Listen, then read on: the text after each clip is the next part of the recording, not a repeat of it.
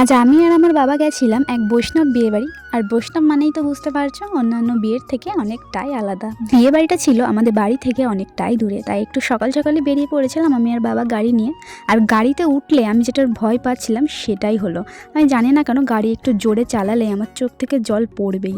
ভয় পাচ্ছিলাম চোখের কাজল না লেপটে যায়। যাই হোক, কাজল লেপটে যাওয়ার আগেই বিয়ে বাড়িতে পৌঁছে যাই। আর গিয়ে দেখি আমরা অনেকটাই তাড়াতাড়ি চলে এসেছি, তখনও খুব একটা লোক হয়ে ওঠেনি। গিফট দিতে গিয়ে দেখি ব্রাইড তো ফটো তুলতেই ব্যস্ত, তাই একটু দাঁড়িয়ে থেকে আমি আর বাবাও একটু ফটো তুলে নিলাম। তারপর ব্রাইডকে গিফট দিয়ে তার সাথে একটু ফটো তুলে চলে গেলাম তাদের মন্দিরে ঠাকুর দর্শন করতে। সেখানে গিয়ে দেখি খুব সুন্দর গীতা পাঠ হচ্ছে। এখানে এসে একটা জিনিস খুব ভালো করে লক্ষ্য করলাম যে এখানে কোনো আলতু ফালতু গান বাজছিল না, শুধুমাত্র শান্তশিষ্টভাবে গীতা পাঠ হচ্ছিল।